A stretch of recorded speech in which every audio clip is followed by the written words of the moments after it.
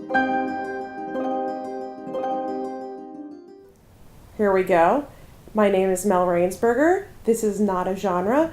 This is the very, very first episode. We actually get to record this one in my house. Most of these will probably be recorded over the phone. Hopefully the quality be great. I'm really trying to find some cool people to bring in, and unfortunately there are just not enough people in the great state of Rhode Island, and I gotta look elsewhere. Even though Rhode Island's the best state, it's just only got like 1 million and a hair more people in it. This being the first episode, I'm going to explain the premise a little bit, which is that this is a podcast about animated movies and how they have universal themes and elements, and how when you really look, they aren't so different from live action films.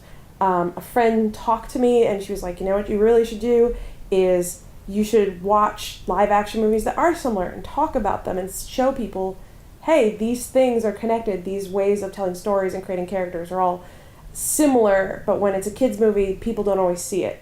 I was like, that's brilliant. And so I've been finding friends, and this is the very first episode.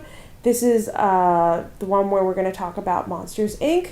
from 2001 and Paper Moon from 1973 with the O'Neills. And this episode is based on the fact that I actually know, because of where I went to college, we had a speaker come in, and he said he worked on Monsters, Inc. When they were working on it, the initial premise was to make a kind of a kid's movie based on Paper Moon. It's clearly, if you've ever seen it, it's a very adult film. This movie is the seed of Monsters, Inc. The whole idea of being a little girl that teaches improper adults. In Paper Moon, he's kind of a shyster Bible salesman, but that she teaches them to be better at what they're doing. And that, was the seed of Monsters, Inc. And I'm hoping in this first conversation, we'll get into that a little bit, and it'll be very interesting, as interesting as I find it, at least. And so this first episode, I actually got to sit here and watch it with my good friend Christina Rodriguez, who gets to introduce herself because she does a lot of amazing things.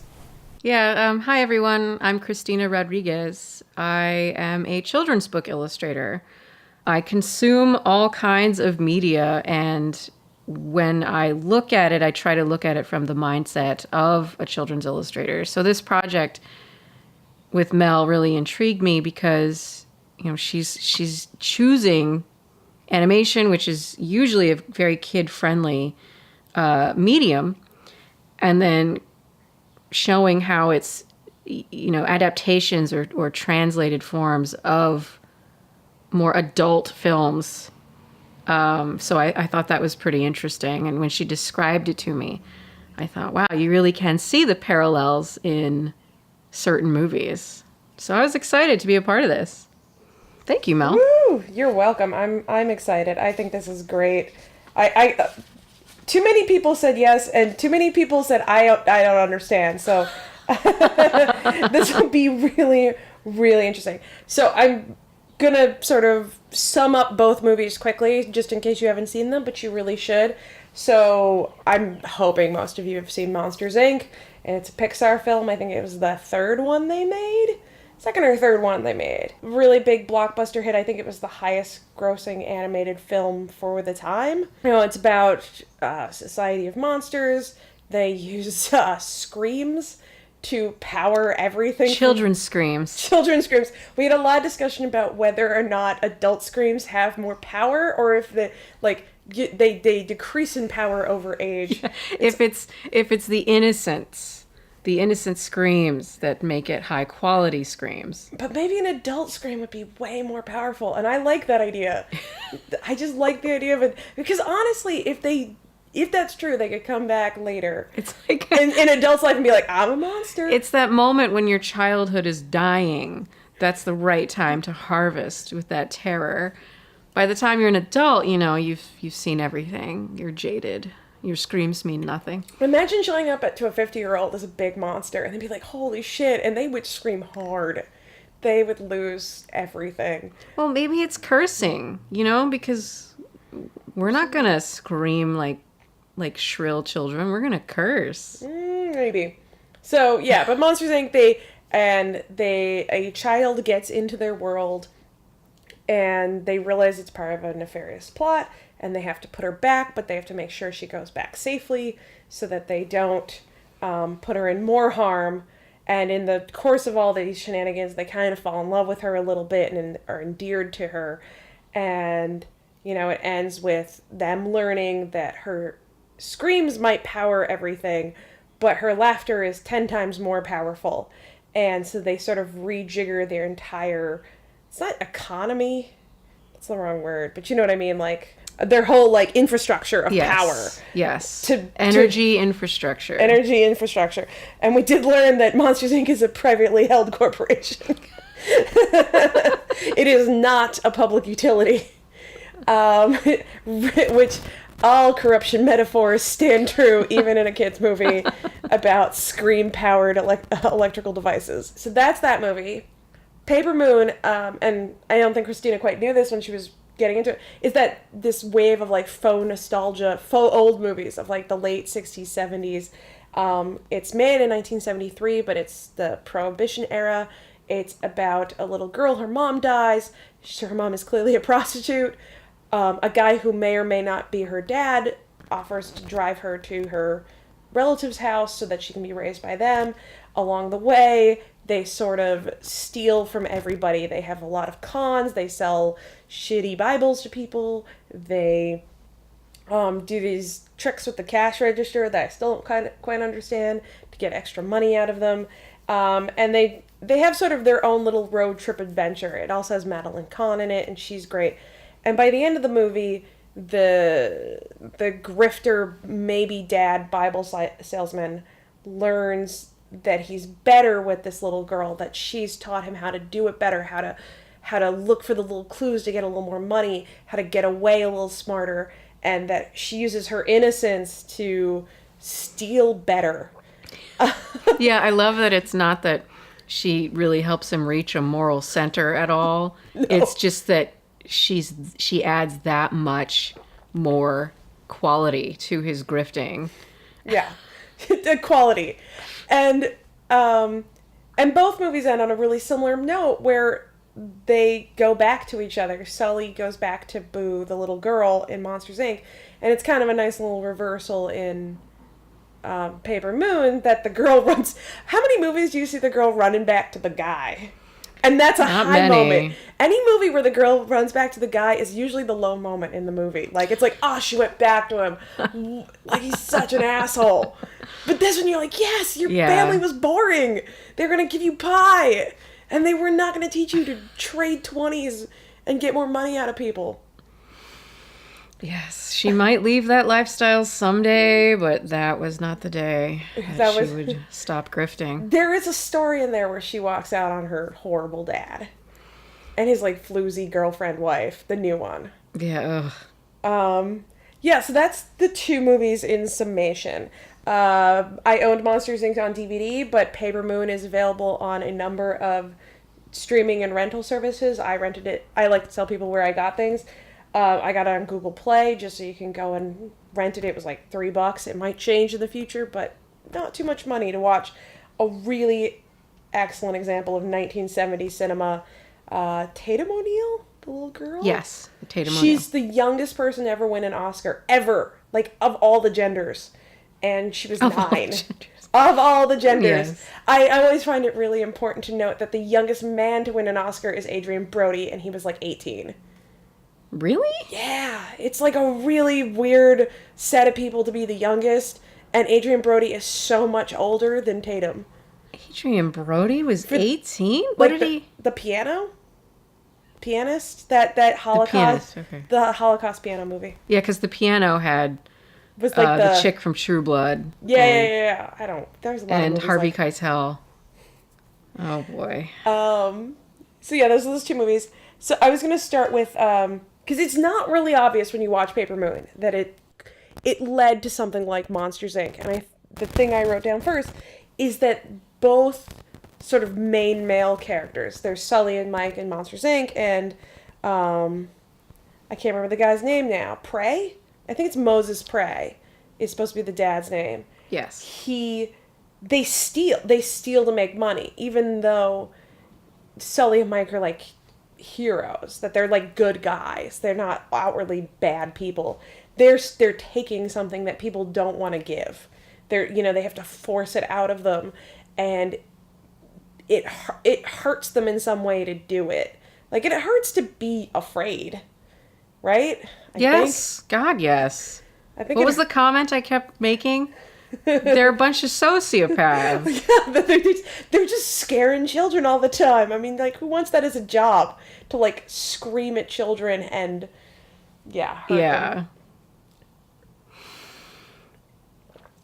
And so, when you look at it from that standpoint, that they are taking something, then you can sort of see the similar footing they start out on. And if anything, Monsters, Inc. doesn't make it problematic enough. Yeah, there's a scream shortage, but they never really say, like, this is bad for the kids. They're like, the kids get bored.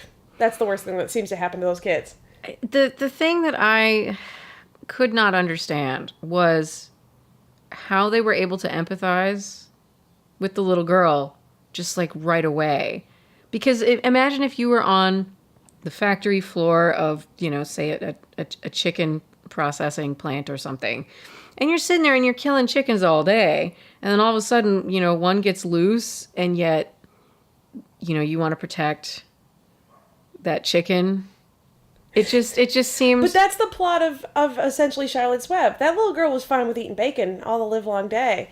But when she raised it, when she was around it, when she, like, personally got to know a singular one, which is... I think there's been numerous studies. Once you, like, meet people from... Yes. That, like, you're like, oh, this is a person. But the little girl from Charlotte's Web wasn't personally dispatching pigs. No, all the live long day the way that these characters. But I think there was just brief touches. You know what I mean? Like, she probably saw the pigs in the pen, ate bacon, didn't think too hard about it, and then she's raising a pig and she's like, oh, this is super wrong. Or she keeps eating bacon and raising Wilbur, and that's wrong. I mean, I had to hand it. I got to hand it to Sully and Mikey that they were able to emotionally connect to Boo as quickly as they did. Because she spent, 48 hours with them, tops? Yeah, I mean, the time was very... We kept trying to figure out what time it was in the monster world. And if they have multiple shifts, somebody from Pixar should tell me they have, 24-hour shifts in Monsters, Inc., because otherwise it makes zero sense how that factory... Maybe their scare shortage is just that they're not... They're not hiring enough people to work, they're not using all the time. Shifts. Although they couldn't... Much of the Pacific would be dead. There wouldn't be a lot of, scaring. You think they just take breaks? Well, I'm saying, the breaks? Pacific Ocean would be, Yeah, but, during that time, they just send people home. So it'd only be 2 shifts, really. Huh. Because the Atlantic, there's, enough of a little touch. I guess, Alaska and a little bit of Russia, but, eh. I mean, we know that people at Pixar have thought this through. They just haven't openly talked about it and shared their secrets. So, they get this little girl, and I think more than anything, the way Sully's character always plays out is that he's just really good at whatever task he's put to. You know what I mean? He's really good at his job. He's really good when Mike makes him exercise. And so, when he encounters this little girl, he's just also, good at that. He just focuses on this problem, not what he's been told. The propaganda of children are diseased is not really on his mind. He's this is a real thing that's crying or needs to pee or is interacting with me, and I can't say, no to this. He's excellent boyfriend material. He is. He did not have a girlfriend in that. I couldn't understand why he was single, but Mike had a chick. Yeah. Well, because Mike is more of Moses' character. He believes in the grift. More objectively handsome. Yeah. And, Madeline Kahn and Jennifer Tilly? Jennifer Tilly voices... It's very clear that they were trying to do, a Madeline Kahn voice, that kind of cartoonish, girlfriend. Okay. Right? I think, in the terms of the way those two women, do their voices. I was looking for it, for real. They don't sound similar, but it's that kind of... They don't come off as, normal. Yeah, quiet. Yeah, that's true. I was trying really hard to see, because when you told me that Madeline Kahn's character was supposed to, or Jennifer Tilly's character was supposed to be like the corresponding Madeline Kahn character. I think that's how they correspond. Like the sort of like naggy, shrill, why aren't you paying attention to me, girlfriend cliche. You know, I don't understand that you're having a crisis. Our date went badly. You ditched me, you know? I need to pee. I really, you know, as bad as morally complicated as Madeline Kahn's character was in Paper Moon, I mean, she spelled it out. Oh, yeah. It was nice. Like, she spelled out her game, and that was it. She was, yeah. I love the, like, no less than $5. Like, well, when somebody asks, she says $5. They were talking about her prostitution so prices. Gross, and all the By the way, if you're peeing. listening, this is not for children. We're going to compare animated films to adult movies. They're going to involve violence and prostitution and swearing and just terrible things. And we're also going to use non-children animated movies. I got some on my plate here. Hopefully we'll get to tackle Pink Floyd and heavy metal. Again, like, the whole thing is this is not for kids. Don't get mad at me, please. If anybody listens to this ever, don't get mad. Animation just isn't a children's medium. So we're on Madeline Kahn. And obviously, like, the Madeline Kahn stuff is way bigger in Paper Moon and, like, in Monsters, Inc. She's pretty much just a cutout. I guess that makes the snakes her maid. You know, they're both defending of her and don't always seem to be on board with her needs. Like, when she wants to cut her hair, they're like, no thank you to that. Oh, golly, that poor girl. I know.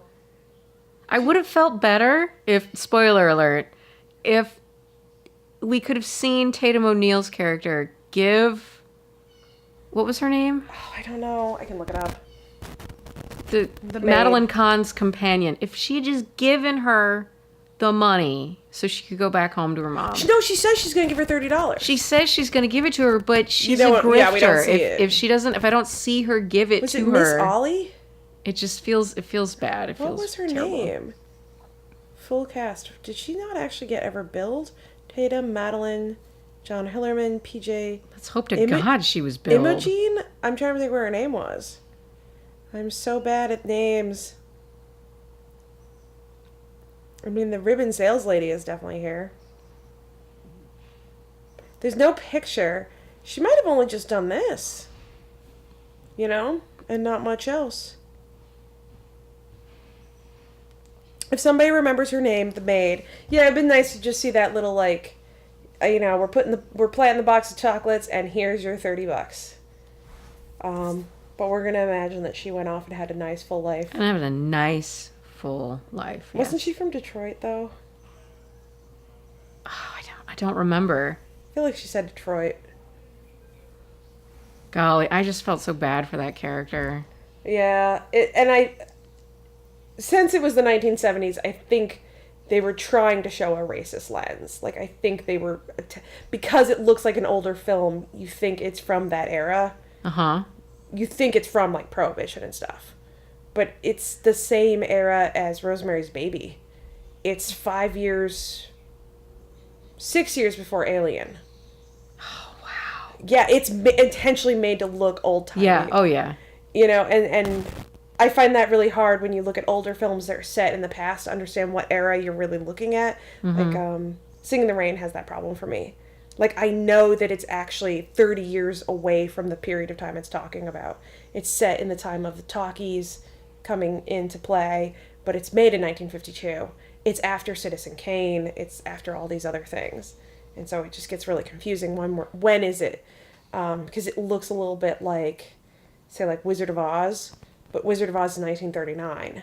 Mm-hmm. So, again, it's like a 20-year difference or 15-year difference there. Sorry, my math is bad. Don't correct me. But you sort of like equate these things all being really similar, and then you have to realize, like, this is the difference between, you know, sometimes like the original Star Wars movies and Rogue One. Mm-hmm. You know what I mean? These are like really different time periods that, like, we're talking about very different mindsets when we go into it. So I think they were intentionally making her not only a prostitute, she's also kind of racist. So do you know if the bladder issue with Madeline Kahn's character was supposed to be related to a sexually transmitted disease? No clue. Or if it was just like an idiosyncratic thing about her. Yeah, it could have also just been like a weird women stereotype, like women have to pee all the time. Oh yeah, especially on road trips. Women have to pee all the time. I got so mad at my mom for needing to do that, and now as an adult, I'm like, oh no, I do need to pee all the time.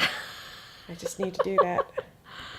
Oh, yeah. I'll bet back then they never even talked about things like interstitial cystitis and stuff like that. The biggest thing I was trying to find, and this is interesting because somebody pointed it out in Studio Ghibli films, and it almost holds true of Paper Moon in some ways. There's no real villain. There's no real antagonist. And that American movies in general really always need to have a villain. Like somebody is bad. So in Monsters, Inc., that's clearly Randall and Waternoose. Spoiler. Waternoose is bad. And when you look at Paper Moon, there's like corrupt cops. But there's no actual villain pursuing them the whole way. There's nothing they're fighting. There's no, the only task is to get money. That's their end goal, is to get money. I thought that, with movies like that, they're fighting their inner demons, being greed. Yeah. Which could destroy them. But it's a very un-American concept. Like, a lot of Ghibli films don't have clear villains. There's not, a villain that is wrong. Yeah, you're correct, yeah. Like, if you look at Mononoke, there's kind of Irontown, but she's doing a lot of good for people with, leprosy. You know what I mean? And so how can you ultimately say she's the bad guy? Things like Kikis Delivery Service have no villain, no bad person, no baddie at all, even a little bit. I mean, there's, the bitches that won't be friends with her. You know what I mean? That's, but they're not even that big a deal. They're not even, part of it. I mean, My Neighbor Totoro, I guess the villain's cancer? Mom's cancer? And the best I could figure out, though, that guy was probably the bootlegger. Was that contraption essentially the factory farming version of scaring children to get their screams? Yeah, there's probably a fair metaphor in there of organic farming versus mechanical farming. And as Americans, I think we always look at mechanical farming and have a, I don't know if other cultures, but I'm saying as from my own standpoint, we have this idea of agrarian culture and that living on the farm, on the land outside in this bucolic thing is our home space. You know what I mean? That idea of being an American is being on the farm with animals and crap. It wasn't too long ago, really, when you think about it. No, it wasn't. But very few of us do it.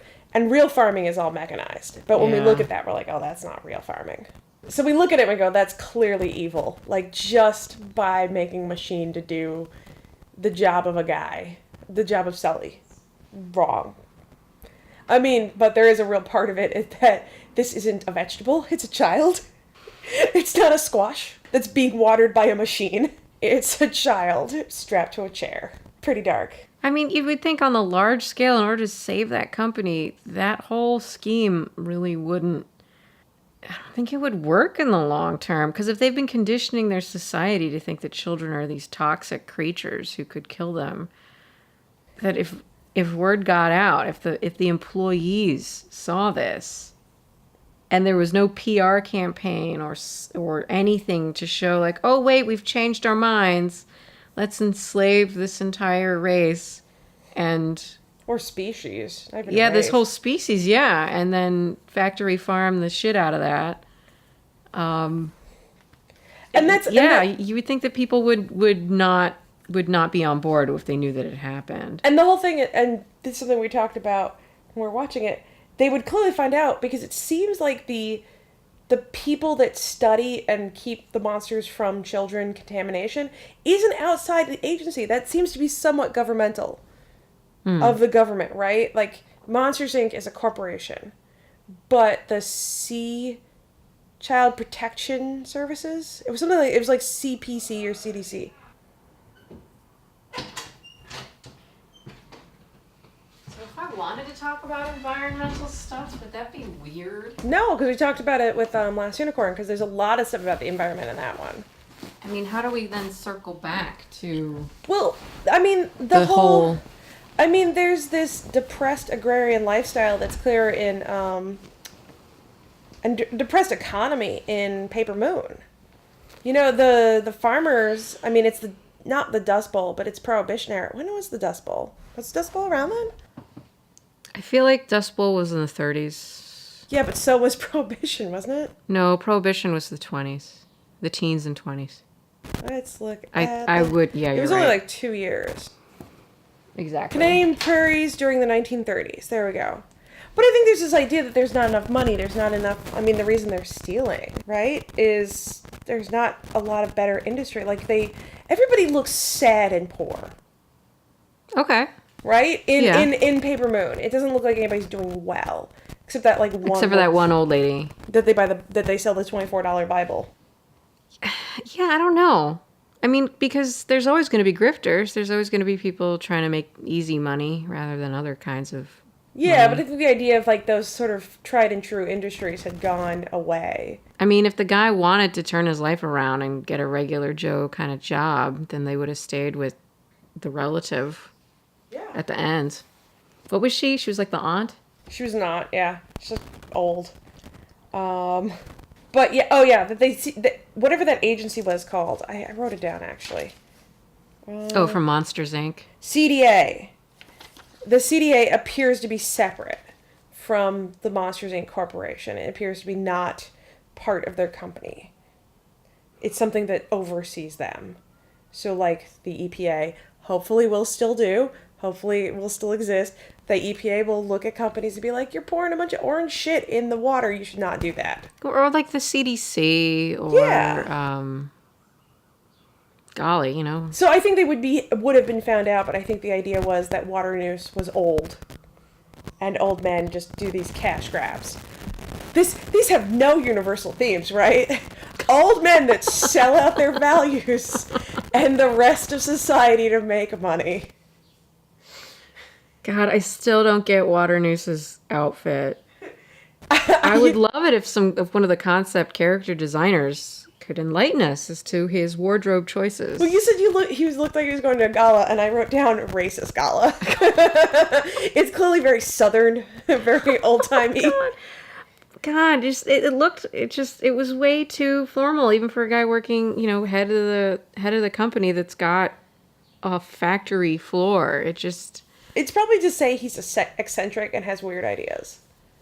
So that we know he's not level. I think it looked like a 3-piece suit. You can correct me if I'm wrong. It wasn't 3-piece because he didn't have pants. That's true. I don't know what... Somebody but you know, it had the vest. It looked like there was a vest underneath the jacket. It was a red vest. And then a button-up blouse with a bow tie, right? It's not a blouse when it's a man, but yes. Thank you. And he had a bow tie. He was very fancy. He was the only one with clothes. Roz had a shirt. She had like a sweater. The paperwork lady. And the girlfriend, right? The girlfriend had clothing. But there were other female characters that didn't have clothing. Because there was the woman in the... Or the female monster. The female monster in the commercial didn't have clothing. And then they pass a female monster.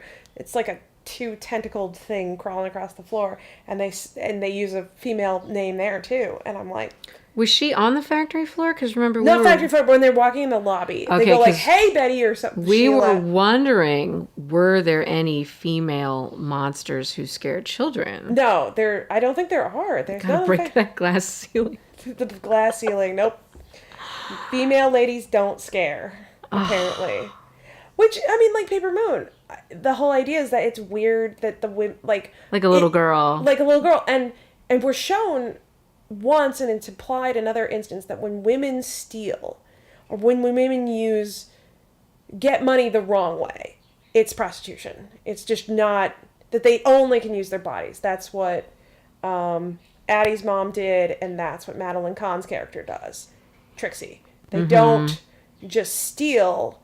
They don't just make money. They have to use their body in some way to do that. And so Addie's the anomaly that she, like, doesn't... I mean, dear God, don't want to see 9-year-old prostitute.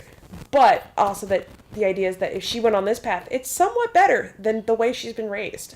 Well, and how about the hypocrisy when her dad, and he's all heartbroken when he finds out, or presumably he interrupts Madeline Kahn while she's having sex with that other guy. And he tells the little girl, don't ever like deceive a man. And it's God. And I'm sure that was the whole point of it. Yeah. But especially in this day and age, it was just like, ugh, come on, dude. Yeah, be a better example. Be a better example. Show her she's a person and that whatever she wants to do is the correct thing.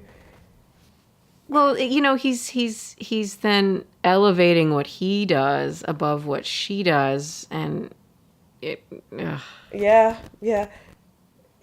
It's like, did they note that irony when they shot that? Like, was that the whole point? I can't even tell half the time. I think it was. I mean, again, knowing the era it came out in, I suspect it was all very, very intentional.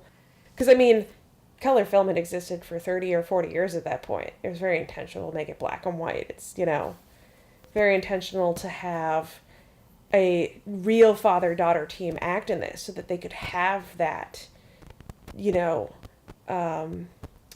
camaraderie.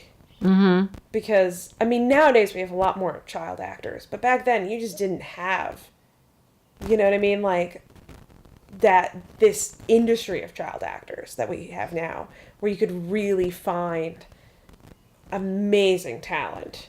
To find that talent, you had to get the child of another star.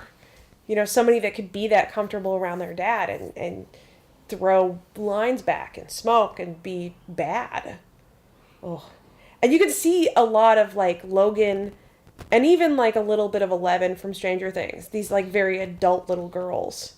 And how it goes back to movies like Paper Moon and, mm-hmm. Yeah. Like, I don't know if those little girls have ever seen those movies, but the directors have. And they know that this is achievable as a female young character, that they can do this. That you can have a little girl that feels like an adult, that feels mature. In an intellectual way. Especially Logan. If they could have just gotten Tatum O'Neal as a little girl, they would have. The way she talks back. The way, like, X-23 talks back to Logan is so much like it is very, yeah, it's very much this movie. We're doing this and not this other thing. Like, shut up you. You're stupid and old. Exactly. And then, except, Laura and Logan just starts killing people instead of just stealing. Does that make Patrick Stewart Madeline Kahn? Sorry, I love trying to, like, find those link ups, and that kind of makes Patrick Stewart Madeline Kahn, like, kind of, well, maybe.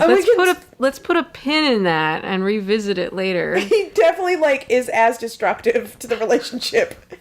Oh, yeah, I was talking about the bootlegger, and is that Randall, to some extent, like, the real bad guy, the real one that wrecks everything. And, I wonder.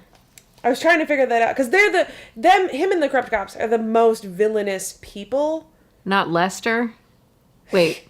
Leroy. Sorry. Leroy. Randy Quaid is in Paper Moon, which, if you ever want to remember that this is not a movie set in the past, put Randy Quaid in it. Because he sticks out like a weird sore thumb. He does not fit the time period somehow. I wrote anachronistic. He's creepy. Like, I was anticipating maybe a little bit more with that whole family of brothers. No. And didn't the dad answer the door in some kind of bathrobe, or was I just picturing that in my mind? No, it was some sort of bathrobe. Okay. Yeah, that was weird.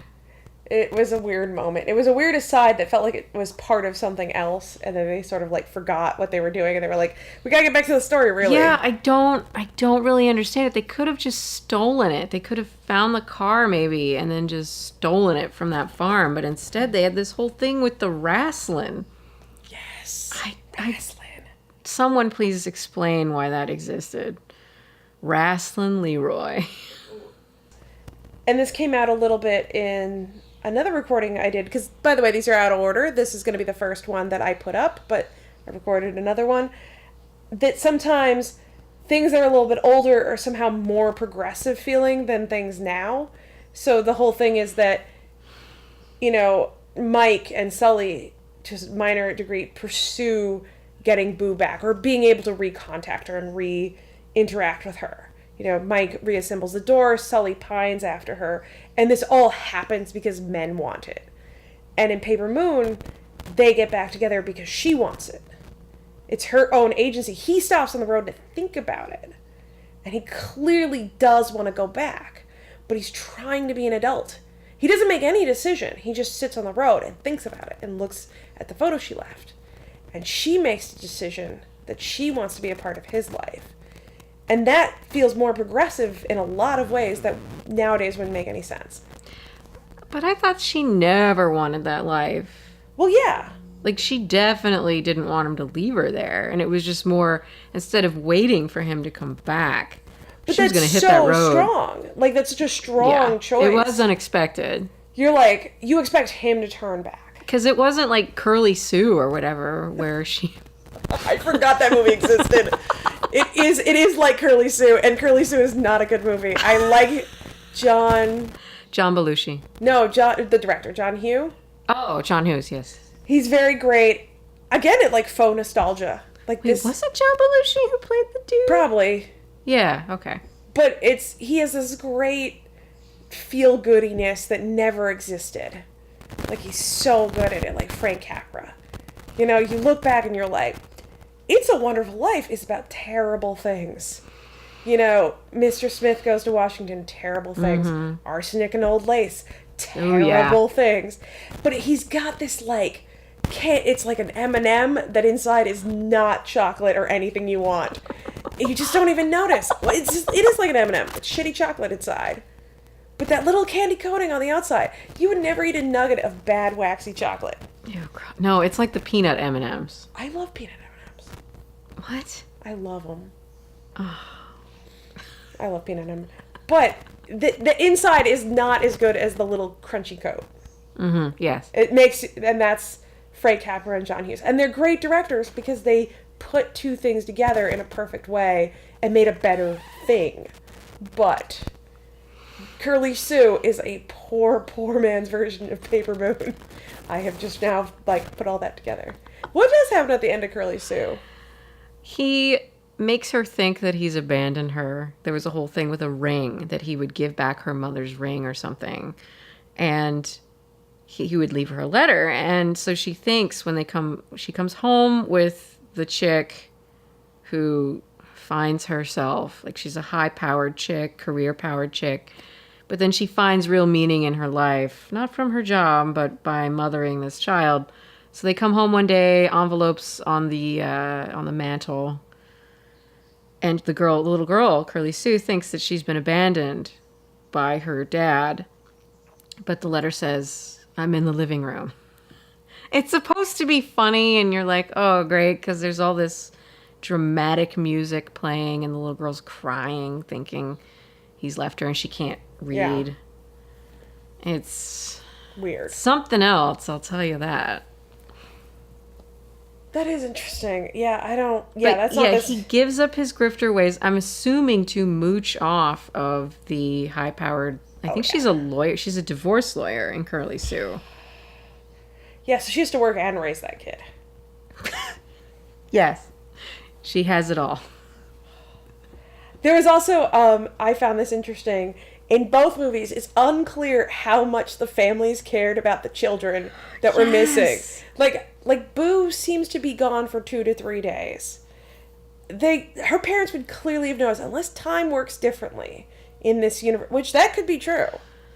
That could be very true. Unless time works differently in the Monsters universe. Where it only took place 48 hours equals 1 night. Or something, yeah. But there does seem to be there would be an Amber Alert on her. She would be found, or she'd be hunted down. Her parents would be in her bedroom crying. Sobbing. She'd come back home, and her mom and dad would be, amongst the tear-stained little kid bed, praying that she'd come back. And in the only time period that's ever stayed in Paper Moon is when they're going around with Trixie. She says, we've been with her for 2 months. No, it had been 2 months since. But we don't know overall how much time. But exactly. Even 2 months, This kid was supposed to be in like another state in a couple days. Let's be generous and just say it was maybe 3 months. It was a whole like I think it's 2 to 4. summer. Yeah, I think it was 2 to 4 months of running around. And they're just like, we were worried about you.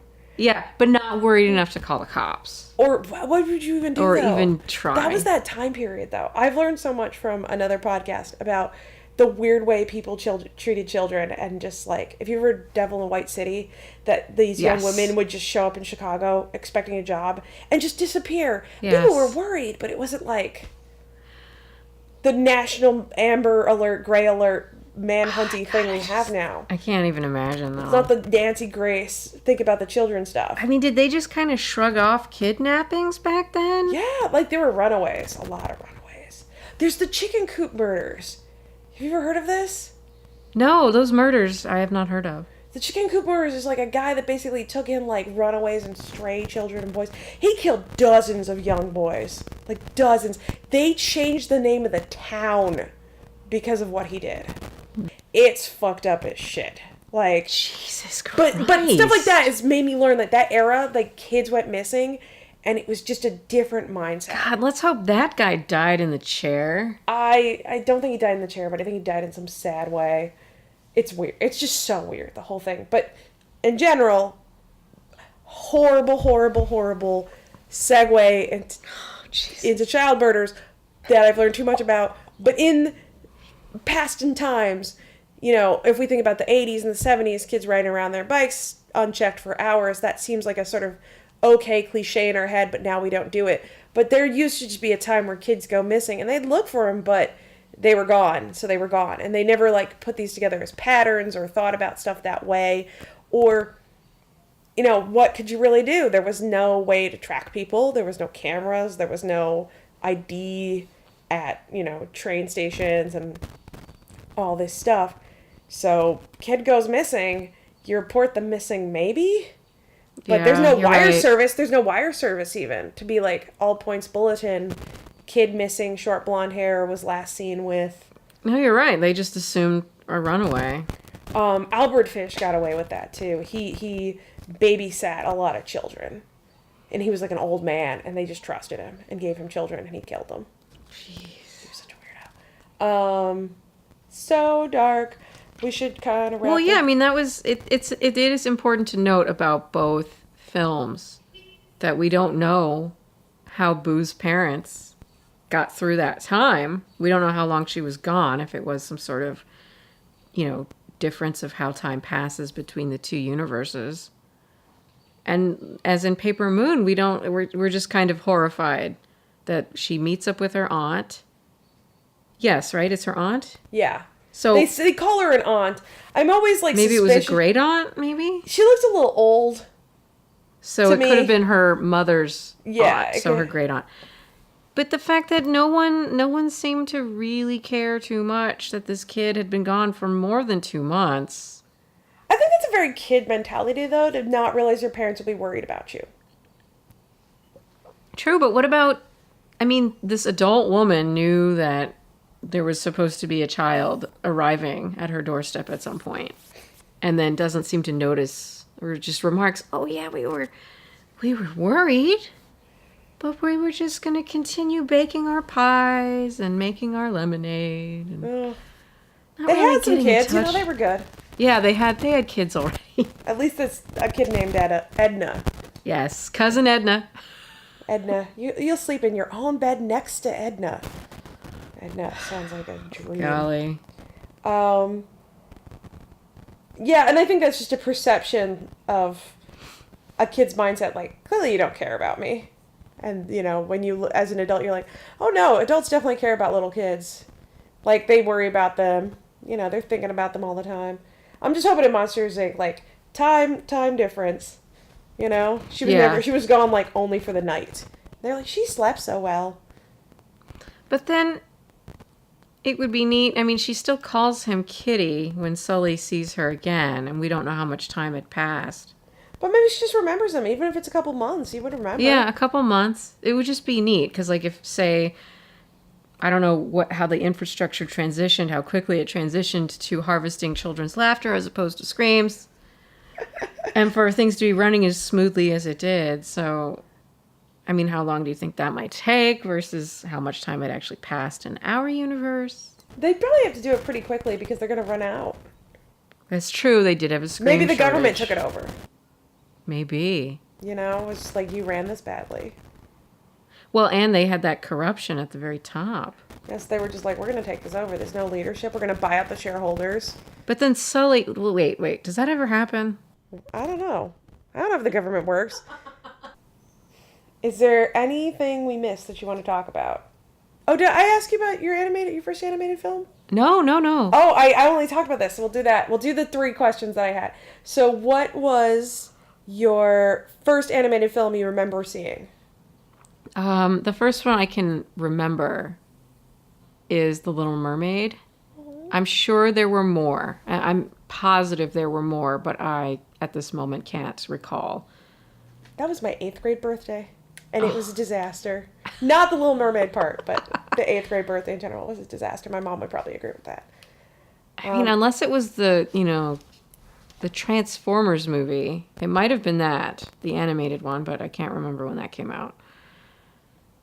And it's always like, as a kid, sometimes you see things when they came out, and then sometimes you see them way later, and you don't know what order they were in. But The Little Mermaid, I distinctly remember seeing in the theaters. And then, what is the latest animated film you've seen? Well, as of 2 nights ago, I finally got to see Kubo and the Two Strings. Yay! I haven't seen it yet, but I want to see it. Yeah, it was very good. I mean, I just hadn't gotten around to it, and then I was able to actually see it. I enjoyed it a great deal. Yay! And then, what animated film makes you cry, or which one do you like to cry to? Because I have one I like to cry to. I like to cry to The Iron Giant. I inadvertently lost it recently, or at least some fairly recent animated films. The Wind Rises. There was a point where the enemy in that movie being tuberculosis. Japanese people not afraid of other people, afraid of circumstances. It was awful because, it was a marriage, it was a loving marriage, and yet the chick has tuberculosis, and she kind of knows when her time is up, and rather than let her husband and her friend see her in that state, she checks herself back into the tuberculosis clinic basically to die. What else made me cry, or usually? Song of the Sea. Oh, yeah. I remember getting teary in the theater for that. Oh. Yeah. I'm not gonna, I said mine on the last one, but I definitely use animated films like when I need to cry. When I'm just like, I just need to be sad. I'm like, this will make me sad, and it'll be good. I'll get all my, like... cathartic fit of crying. Yeah, it's like therapy where you don't have to talk about yourself. So I'm going to wrap this up and just say thanks for listening. Please keep watching animated films. Make other people watch animated films. This one was for little kids. Some of them won't be in the future. But either way, animated films are a fabulous medium. I hope I get to keep doing this.